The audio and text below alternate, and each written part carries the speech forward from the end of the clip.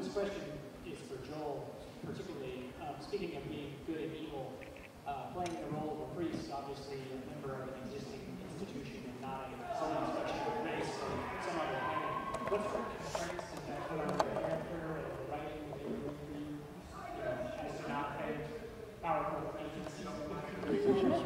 Well, the interesting story about that for me, I used to be on a different show called The 4400. And the creator of that show, his name is Scott Peters. He's a genius, wonderful, terrific. He's a friend of mine. And a really, really good writer. And great in the sense of writing character things that a role that really makes sense. It has the yin and yang. It's not just the good guy, it's also the bad guy. Why somebody does bad things, why they do good things. And so when he was writing V, he called me one day and he said, they're changing this particular role of the priest a little bit slightly older than what they originally thought of, and wanted me to come in and meet on it. And I was so excited about it because I knew with Scott, he was going to write something very compelling for me.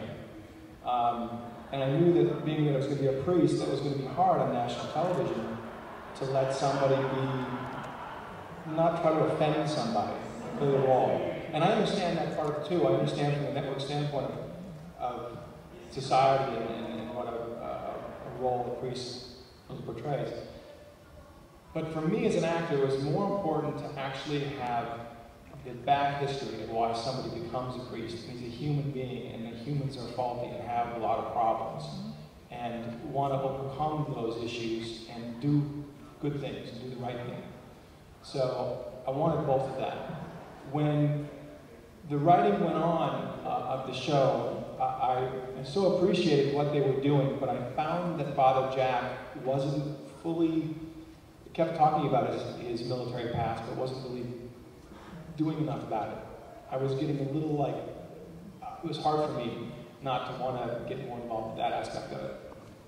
As it wrapped up, I was very pleased with how they ended up doing it. I thought Father Jack had a lot of integrity, and I think integrity is such an important aspect, an important role to be portraying on television.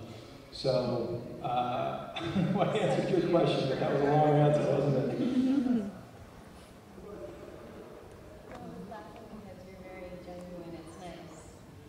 Only when I'm acting. Okay. My question is this, being a fan of both these two, I have to ask you guys, what was it like to work with Jane? What was it? No, I just talked to her on the set. I thought she was such a hoot. Yeah, she's, first of all, she's a presence. I was intimidated to meet her. And then she's a really, actually fun lady. She's goofy, she's spontaneous, she's got a lot of energy.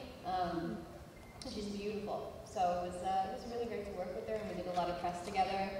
And then having her and Marina and I in the same set was always a lot of fun. We were just joking around and being silly. But we were lucky to get her on the show. There's a lot to like about her. Yes.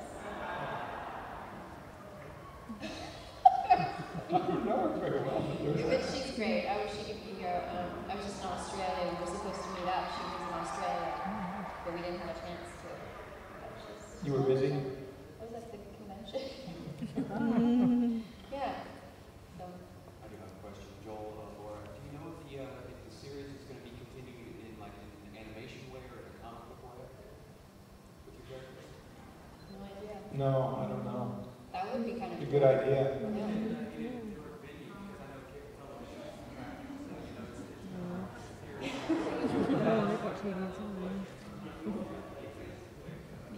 Yeah.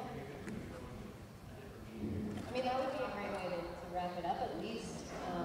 But it would be great as a... Right.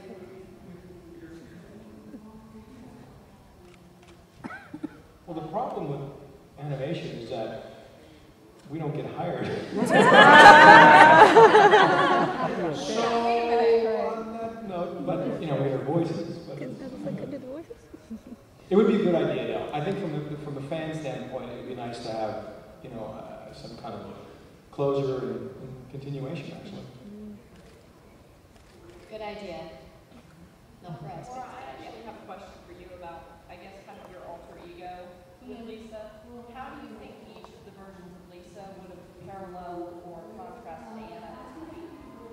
The alter ego, Or both of them, actually, good and bad. if either one became queen. Well, I mean, I think they were calling Lisa, the bad Lisa, what was it? They had a nickname for her that really didn't catch on, obviously. Naughty? Naughty? Was that one of the I think it was Lisa 99 or something, the producers. Oh, that's right. That's what it was. Yeah, Lisa 99. Or that's the Spider-Man thing. Anyways, you know, if it was Lisa #1 who became queen, obviously things would be very different.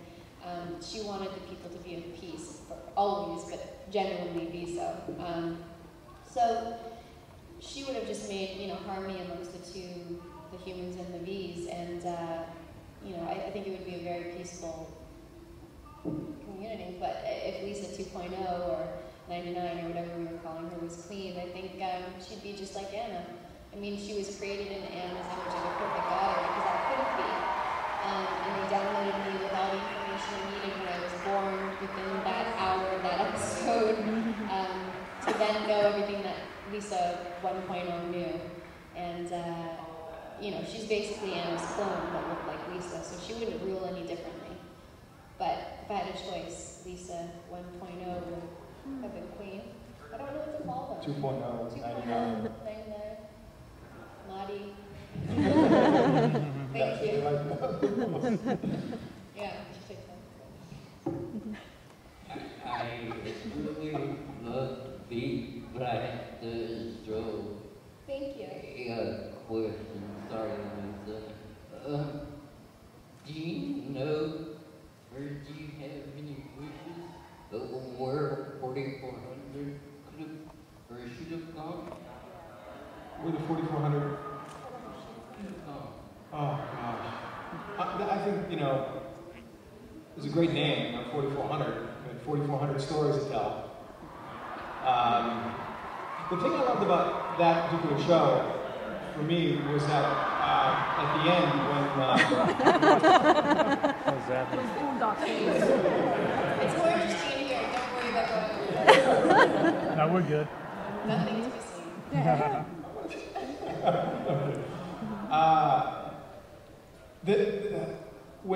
When they came back with abilities, and everybody had certain, they didn't know how they got it, what they came back with. The little girl was clairvoyant. You know, certain people had Sean had healing powers and stuff like that. And at the end, we found out that promycin was this drug, and you could get out in the streets. I don't know if you all seen this at all, but it was great storytelling. And Ira Bear was a writer on that, who did Deep Space Nine and a bunch of other things. And it was so compelling because you could get the drug on the street, and you didn't know what the bill was. Hello, you listening? I'm going to teach you A now. drug that you can get on the streets. Hang with me. So I'll write it down, 3 words. No, that if you weren't feeling great about your life, and we all had that, right? We've all had some days where you just feel horrible, and you wish you could do something about it, and some people turn to alcohol, and some people turn to whatever. You want it to go away, you want something to change. On this particular story, they had this promycin that you could take and you could get an ability. And you didn't know what that ability was, and it was extraordinary. You could get an amazing gift.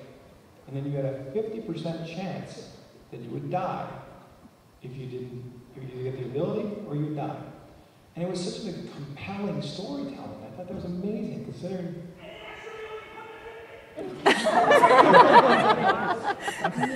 He has an ability in there. But, you know, that's when writers get out there and they start putting some stories together and they come up with a great concept that is so universal. And I think a lot of times when people come up to me and they love the 4,400, I think they love that as an aspect of that. It's relatable. We all relate to a certain part of the story that goes in our own lives. And that's really good writing, I think.